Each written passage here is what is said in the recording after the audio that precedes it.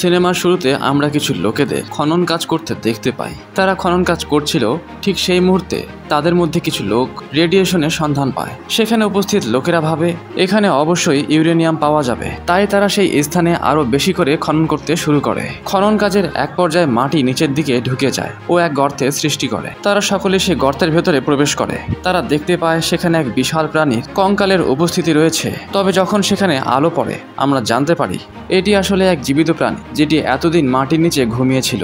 সূর্যের আলো পড়ার কারণে প্রাণীটি জেগে যায়।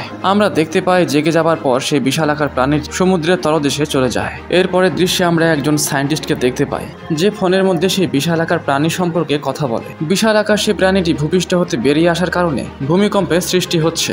যদি এই ভূমিকম্প না থামানো যায় তবে সায়েন্টিস্টের কাছে থাকা প্ল্যান্ট ধ্বংস হয়ে যাবে। সায়েন্টিস্ট তার স্ত্রীকে গাড়ির মধ্যে বসিয়ে তাকে তার প্ল্যান্টগুলো দেখাশোনা করার জন্য লোকেদের সাথে কাজ করতে বলে। এর পরের দৃশ্যে আমরা আবার সেই সায়েন্টিস্টকে দেখতে পাই। সায়েন্টিস্ট ভূমিকম্প কোথা থেকে উৎপন্ন হচ্ছে সেটি জানার চেষ্টা করছিল। তবে ঠিক সেই মুহূর্তে সেখানে ভূমিকম্প শুরু হয়ে যায়।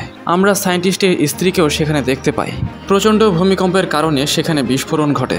বিস্ফোরণের কারণে সেখানে এক প্রকারের গ্যাস বেরিয়ে আসতে থাকে। সায়েন্টিস্ট তার স্ত্রীর প্রাণ বাঁচাবার জন্য সেখানে ছুটে আসতে শুরু করে। তবে এই প্রাণঘাতী গ্যাস খুব দ্রুত গতিতে তাদের দিকে এগিয়ে আসতে শুরু করে। সায়েন্টিস্টের স্ত্রী সায়েন্টিস্টকে সেখানকার গেট বন্ধ করে দিতে বলে, তা না হলে সায়েন্টিস্টও সেখানে মারা যাবে। শেষ পর্যন্ত সায়েন্টিস্ট তার প্রাণ বাঁচাবার জন্য সেই গেটটি বন্ধ করতে বাধ্য হয়। গেটটি বন্ধ করে দেওয়ার পর সায়েন্টিস্ট কান্নায় ভেঙে পড়ে, কারণ তার স্ত্রী সেই বিষাক্ত গ্যাসের মধ্যেই রয়ে গিয়েছে।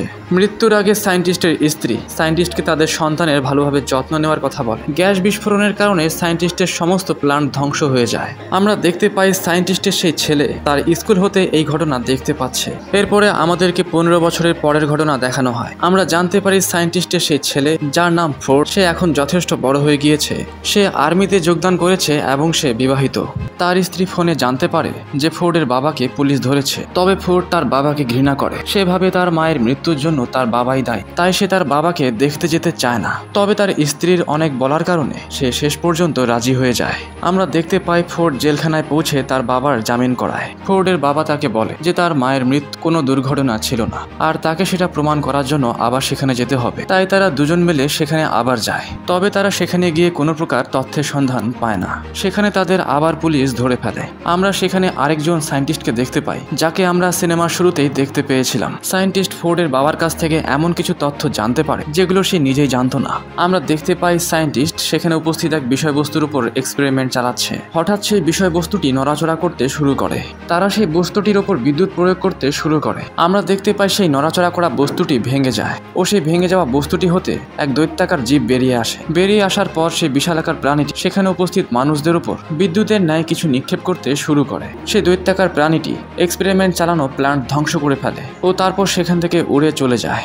এর পরের দিন সেখানে ক্যাপ্টেন চলে আসে। ক্যাপ্টেন সায়েন্টিস্টকে তার হেফাজতে নিয়ে যেতে চায়। তবে সায়েন্টিস্ট ফোর্ড ও তার বাবাকে তাদের সাথে নিয়ে যাওয়ার সিদ্ধান্ত নেয়। আমরা দেখতে পাই ফোর্ডের বাবা এ যাত্রায় অসুস্থ হয়ে পড়েছে। তাদের হেফাজতে যাবার পর আর্মিদের হেড তাদেরকে জানায় এটি কোনো সাধারণ ক্রিয়েচার নয়। ভূপৃষ্ঠের রেডিয়েশন যখন কমে গিয়েছিল তখন এসব ক্রিয়েচার সমুদ্রের গভীরে আশ্রয় নিয়েছিল, যাতে তারা সেখান হতে শক্তি সঞ্চয় করতে পারে। আর সায়েন্টিস্টের কোম্পানিকে এই সমস্ত ক্রিয়েচারদের খুঁজে বের করার জন্য তৈরি করা হয়েছিল। এই ক্রিয়েচারগুলোর মধ্যে সব থেকে শক্তিশালী হচ্ছে গডজিলা, যে কিনা আজও গভীর সমুদ্রের মধ্যে কোথাও অবস্থান করছে। গডজিলা আকারে এতটাই বিশাল, যখন সে ভূপৃষ্ঠের উপর দিয়ে চলাচল করে আশেপাশে ভয়ানক ভূমিকম্পের সৃষ্টি হয়। আমাদেরকে জানানো হয় গডজিলা নামক বিশালাকার প্রাণীটি প্রচুর পরিমাণে রেডিয়েশন প্রয়োজন ছিল, তাই সে রেডিয়েশনের সন্ধান সমুদ্রের বুক চিরে জাপানের টোকিও শহরে এক রেডিয়েশন প্ল্যান্টে পৌঁছায়। এদিকে আমরা দেখতে পাই অসুস্থ অবস্থায় থাকা ফোর্ডের বাবা মারা গিয়েছে। ফোর্ডের বাবার মারা যাওয়ায় সকলেই চিন্তিত হয়ে পড়ে। এই সমস্ত ঘটনার কারণে আজ একজনের প্রাণ গিয়েছে তো কাল অন্যজনেরও প্রাণ যেতে পারে। সেখানে উপস্থিত লোকেরা খবর পায় যে সমুদ্রের গভীর হতে রেডিয়েশনের সিগন্যাল আসছে। তারা জানতে পারে সেখানে উপস্থিত এক বিশালাকার প্রাণী রেডিয়েশন বোমা খাবার চেষ্টা করছিল, কারণ তার প্রচুর পরিমাণে রেডিয়েশন প্রয়োজন। আমরা দেখতে পাই সমুদ্রের গভীর হতে এক বিশালাকার প্রাণী বেরিয়ে আসে। এটি সেই নড়তে থাকা বস্তু হতে বেরিয়ে আসা প্রাণীটি, যেটি এখন শহরের মধ্যে চলে এসেছে। শহরে উপস্থিত সকলেই সেই দৈত্যাকার ক্রিয়েচারটিকে দেখে ভয় পেয়ে যায়। সকলেই সেই জায়গা থেকে পালাতে শুরু করে। তবে ঠিক সেই মুহূর্তে সেখানে দৈত্যাকার গডজিলা চলে আসে।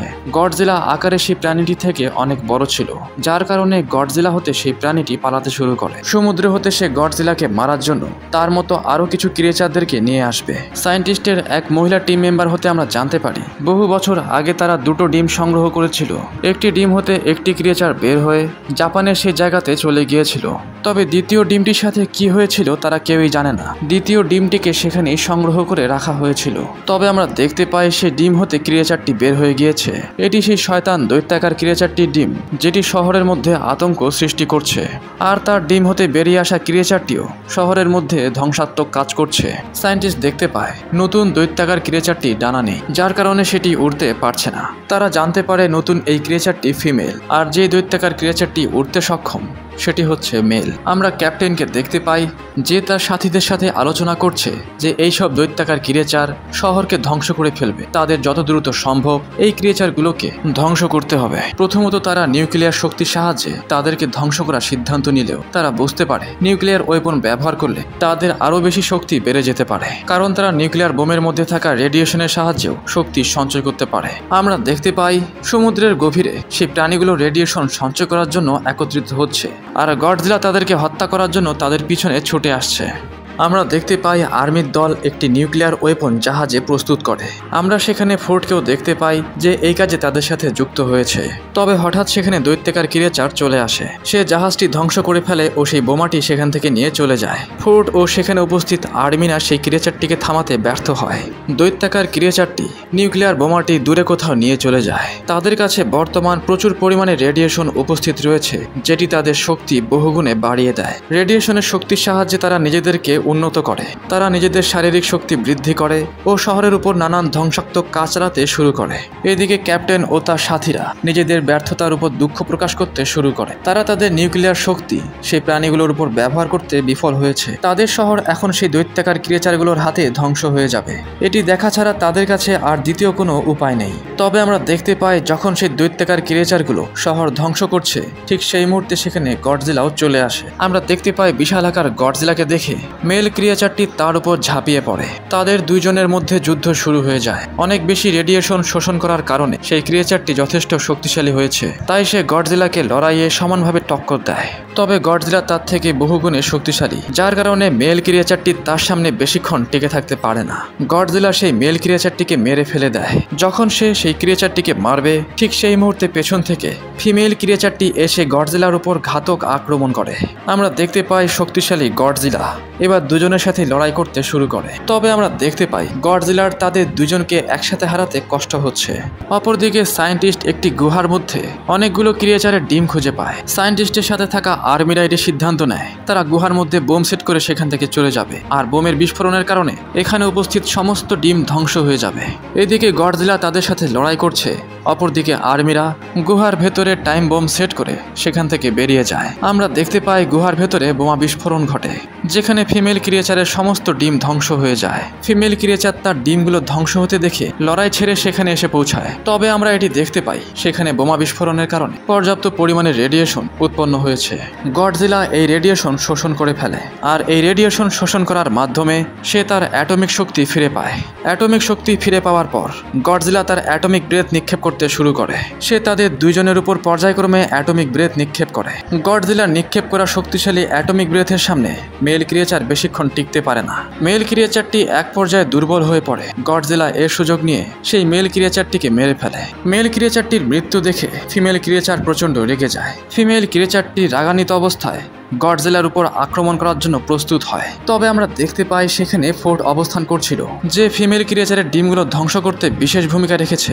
ফিমেল ক্রিয়েচারটি ফোর্টকে মেরে ফেলতে চায়, তবে ঠিক সেই মুহূর্তে গডজিলা পেছন থেকে ফিমেল ক্রিয়েচারটিকে ধরে ফেলে ও তার মুখের ভিতরে গডজিলা নিজের অ্যাটমিক ব্রেথ ঢুকিয়ে দেয়। প্রচুর পরিমাণে অ্যাটমিক ব্রেথ ভেতরে ঢোকানোর কারণে ফিমেল ক্রিয়েচারটি ভেতর থেকে ঝাঁঝরা হয়ে যায়। শেষ পর্যন্ত দৈত্যাকার ফিমেল ক্রিয়েচারটি মারা যায়। আমরা ফোর্ডকে দেখতে পাই, সেও যথেষ্ট আহত হয়ে পড়েছে। সেখানে উপস্থিত লোকেরা আহত অবস্থায় পড়ে থাকা ফোর্ডকে প্রাথমিক চিকিৎসার উদ্দেশ্যে নিয়ে যায়। আমরা দৈত্যাকার গডজিলাকে মাটির মধ্যে পড়ে থাকতে দেখতে পাই। সেখানে উপস্থিত সকলেই ভাবতে শুরু করে যে গডজিলা হয়তোবা মারা গিয়েছে। তবে কিছুক্ষণের মধ্যে আমরা দেখতে পাই গডজিলা তার জ্ঞান ফিরে পায়। জ্ঞান ফিরে পাবার পর দৈত্যাকার গডজিলা সমুদ্রের দিকে রওনা দেয়। আসলে দীর্ঘক্ষণ লড়াই হওয়ার কারণে গডজিলা ক্লান্ত হয়ে পড়েছিল, যার কারণে তাকে বিশ্রাম নিতে হয়। ভয়ানক দেখতে এই গডজিলা জ্ঞান ফিরে পাবার পর শহরের কোনো মানুষের ক্ষতি করে না।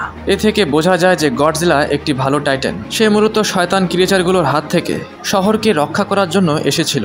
অপরদিকে আমরা ফোর্ডকে দেখতে পাই যে এখন তার পরিবারের কাছে ফিরে গিয়েছে। আর এই দৃশ্য দেখানোর মধ্য দিয়ে সিনেমাটি এখানেই শেষ হয়ে যায়।